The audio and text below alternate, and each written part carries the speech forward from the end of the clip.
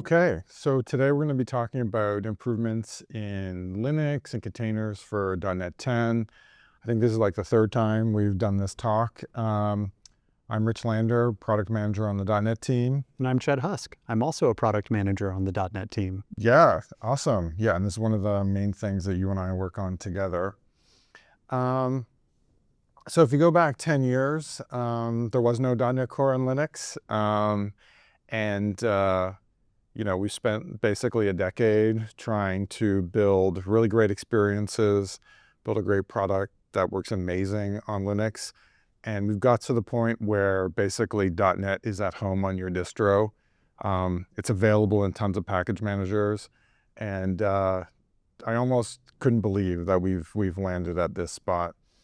Like for the last few years, we've actually had a bunch of demos that on GitHub. You can scan this QR code. It's the same one as before. And you can then follow along at home. I wanted to zoom out for a little bit and talk about how we think about this whole area. So, we watch industry trends and we want to make sure that you can do the same thing everyone else can, but with C#. And so examples of that is, we worked with Canonical and we built chiseled images. Heterogeneous chips are now super popular. It's quite possible to have ARM64, x64 laptops, same in the cloud, and it's important that our container tooling works well with that. And then as we notice that certain workflows become popular, then we simplify them, polish them, so that you can run them a million times in CI and it's super efficient. And last is we can't do all of this alone. We've been super lucky to build a bunch of partner relationships. And so we work with partners to ensure that .NET works great on Linux and also to learn from those partners where they know more than we do.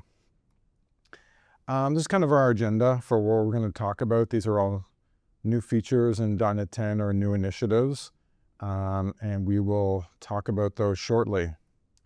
Kind of last of the intro type slides. This is kind of how we think about what engagement in the Linux ecosystem looks like. This is a bit of an eye chart. And I'll just cover a few of these. One is we have a bunch of partners, like I mentioned. And a lot of these companies, obviously you probably recognize them. They work directly on our repos and do amazing work, either with enablement or performance or something like that. We ship packages and container images for a number of distros. We have a .NET security group. It's important to us that when there are vulnerabilities that we can get fixes out to pretty much everyone super quickly so that everyone is safe. We run our repositories with an upstream culture. What that means to us is that, it's way cheaper for everyone. If, say, I'll give an example. So Samsung is currently working on a RISC-V port for their own product and their own needs. And so we take those changes upstream, and that means more than just Samsung can work on them. And so that's great.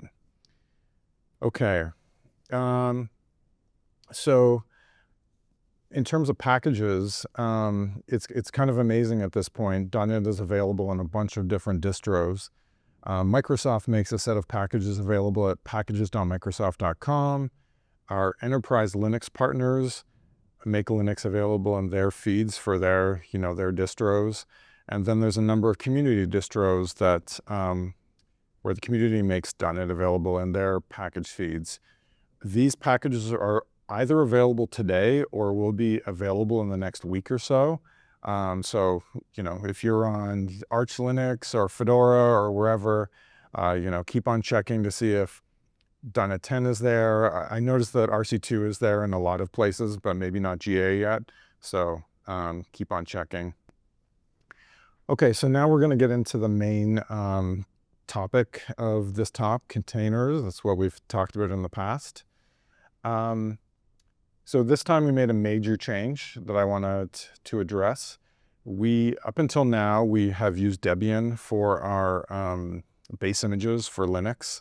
So if you pull, say, runtime 8.0 or ASP.NET 8.0 or SDK 8.0, you will get a Debian image. And Debian has been a great workhorse for us. It's a very strong distro. The problem with it is that it has a 3-year support lifecycle for mainline support, and so does .NET LTS. It ships a few months before we do, which means that there's -3 months of mainline support at the end of .NET LTS. So that doesn't really make much sense. So we have switched to Ubuntu. We have about +5 months of buffer at the end of .NET LTS, so that puts us in a much better place. Ubuntu and Debian are very similar. In fact, Ubuntu is a Debian derivative. It's in the Debian family. And so we've decided that we're going to only publish Ubuntu going forward and not Debian. But again, I think Debian's an amazing distro, and we've been very happy with it. Another big change is that we are now shipping native AOT SDK images as supported. We previously had them as a kind of non-official thing. The main thing that's there is a native toolset, Clang and LLVM, so that the native dependencies of the native AOT toolchain are there. These images get large, so that's why they're not the default. But because they're there, we deliver kind of a turnkey solution. So it works super well with multi-stage build and also works well with .NET Publish. Last, before we get to demos, just want to recap. If you haven't necessarily followed everything we've been doing the last couple of years, in the .NET 8 and 9 period, we delivered non-root images. And so those are very important for least privileged security type of scenarios. It's very easy to enable. Our chiseled images enable that by default. We also delivered these -extra images. Those include all the globalization and time zone type information. So for example, the chiseled images don't have that, so you have to run in invariant mode. If you have, if you're processing text or, printing currency symbols, that kind of thing, then all you have to do is change the tag to -extra. You get it, and then you're off to the races. This was actually a highly requested feature in after we shipped .NET 8. If you're using .NET Publish, all of these choices pretty much happen for you under the hood, and you don't even really have to think about it. And actually, that's a good segue to doing some demos with .NET Publish. So we'll switch over to Chet, and let's see what. Let's see some awesome demos. Let's take this for a spin. So if we can focus on my console over here, we're going to trust but verify. I trust Rich. I work with him a lot, but I want to see the proof in the pudding of some of the things. Doesn't usually lie. Yeah. Yeah. So I'm not sure we've actually switched. We have not, but we have to do a little bit of publishing crunching. So I'll start the command. So the way we want to demonstrate these things is we want to show you the real results. So while we're waiting for the screen to switch, I'm doing a publish of an app we call .NET App, which is a small application that just gives you some information about the host execution. So I just quickly published that using the .NET SDK, and I'm going to run it now to see if Rich was telling the truth. So if we do a Docker run of .NET App, then we do in fact see that we are on Ubuntu 24.04.03 LTS in .NET 10. So good to go there. And just so people get this at home, you didn't use Docker to build the image, you used Docker to run it. I used Docker to run it, yeah. So the split that you'll see through the remainder of these demos is using the .NET SDK as much as possible to make creating containers easy, and then executing those containers on whatever execution engine you need. In this case, I have Docker installed on my Mac, so that's the pairing that you'll see. The image that we just used was for ARM64 because I'm on an ARM64 Mac, but the images that we put out are actually available for multiple platforms, and we can see an example of that here. If we check out the AMD 64 Linux variation of this same application, we can see that we are on x64 now. So one thing checks out. Let's check out the extra images as well. To sort of show off the use case for those, we're going to go over to Global App, which is an app that works with we call ICU and TZ data. These are libraries that provide internationalization, globalization, and time zone data. So I've built a bunch of different variants of the Global App already because it can be a little slow to build out, what is it, like 40 different container variants. So we're just going to skip right towards running some of the variations of Global App that we've got. So the one we're going to look at here is Noble Chiseled Variant. This is where we bake the pie before the baking show. Yeah. And I'm going to actually, not have the right name correct. Yeah, here we go. So this was the chiseled application on a variant, meaning not invariant, base image. And so this used the extra base image to include the ICU data necessary to render different currencies, different time formats, and to even interact with the TZ data database. Yeah, and TZ just stands for time zone. Exactly right. So the last thing we want to look at is the new AOT SDK base image. And the first question you might have is, why would you produce a Docker container of the SDK with AOT prerequisites installed? And the reason is people like me, people that are on a Mac or people that are on a Windows device that want to make Linux native AOT applications. So we're going to use that base image now to AOT compile the global app binary. And to do that, we're just going to run our application, or we're going to run the .NET SDK AOT image, and we're going to ask it to .NET publish our app in invariant, well, I'll turn off invariant mode, but in AOT mode. And because the container we're running is an ARM64 Linux container, we will end up with an ARM64 Linux AOT binary, and we'll be able to prove that at the end because of this volume mount. So you can see it's building Linux ARM64 inside that container, and now it's done. And if we take a look, if I put that icon back, and I take a look at the outputs of our project here in the Linux, ARM64 subdirectory here, we should have a publish subdirectory, and we should have global app in here. And if we look at this, we can see this is in fact an ARM64 Linux executable native binary that we just built. That's a big enabler for me. That's using the primitives that the platform provides to unlock new capabilities that we didn't have before. So that's exciting stuff. Right. So if you were on Linux, this would still be a nice to have because you might want to use the Docker image instead of installing Clang on your local machine. In this case, it just wouldn't work otherwise. So this is the only way that you can do it.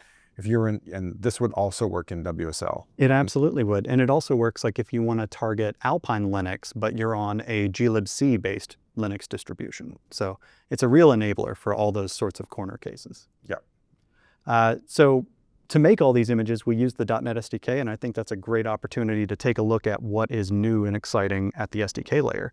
If we can switch back to Rich's screen for a bit.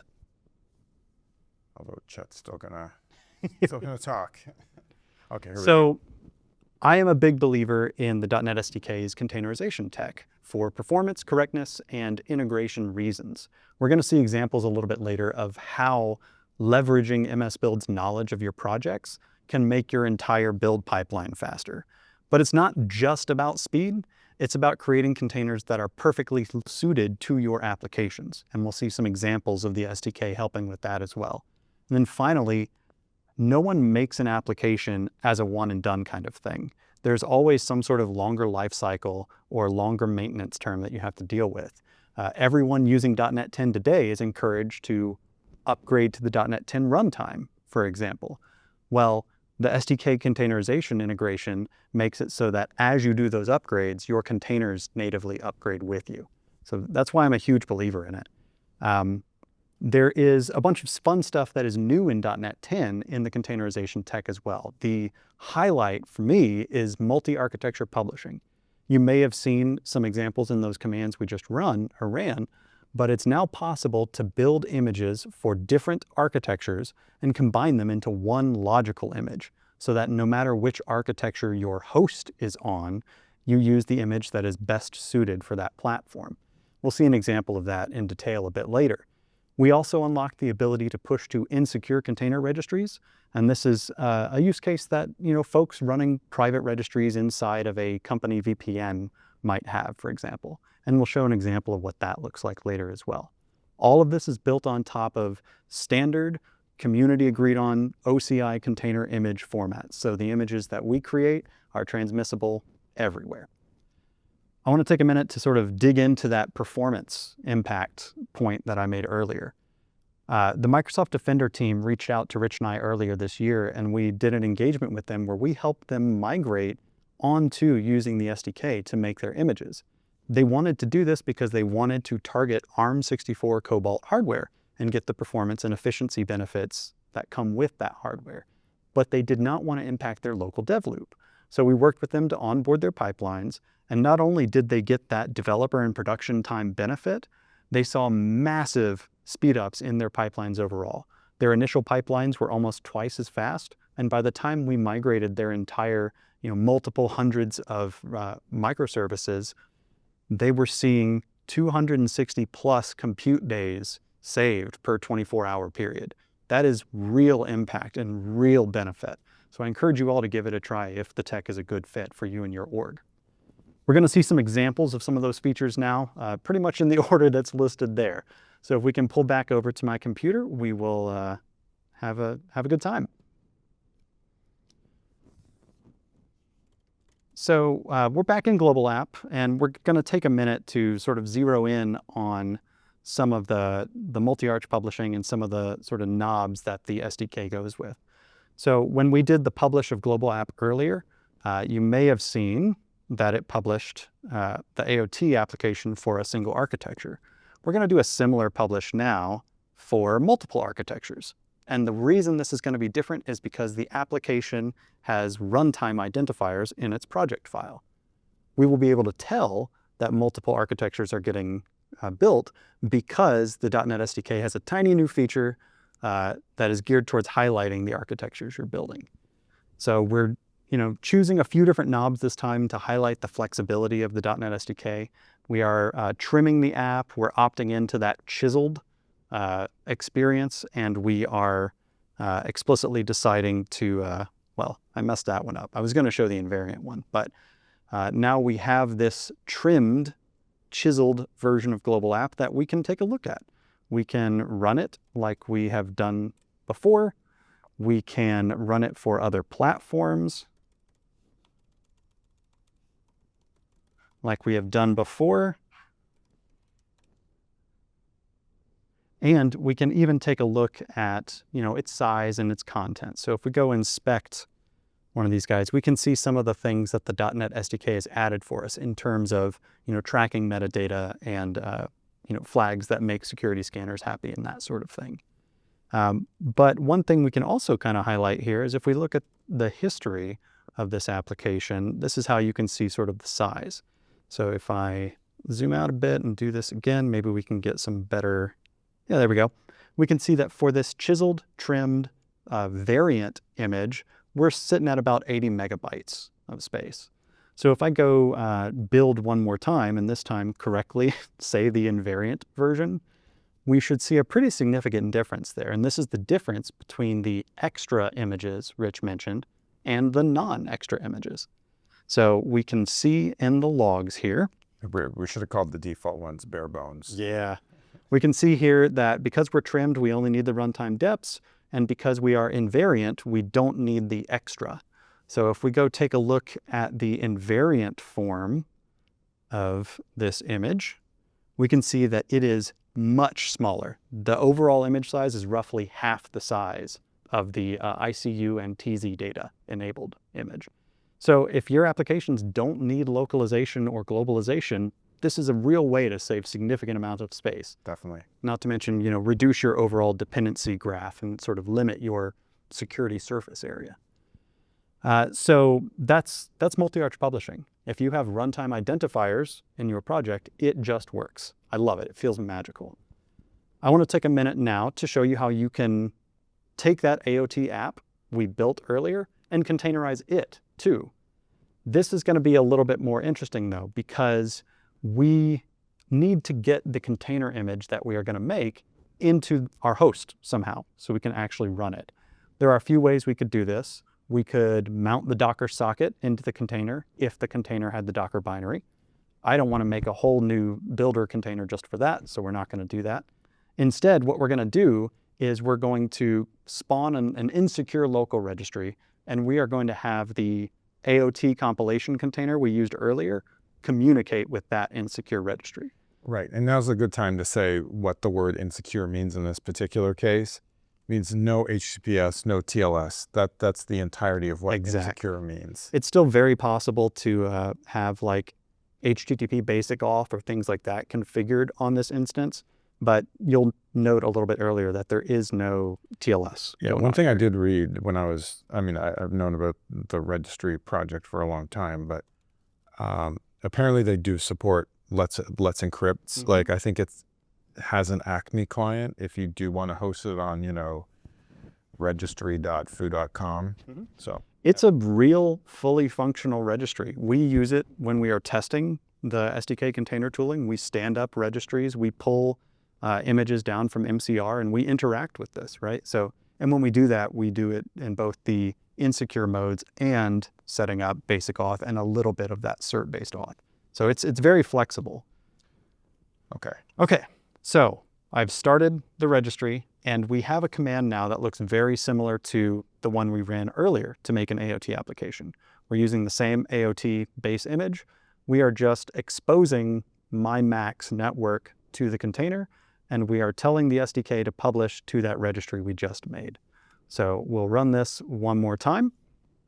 And again, we see building for the architecture of the container that we are running inside.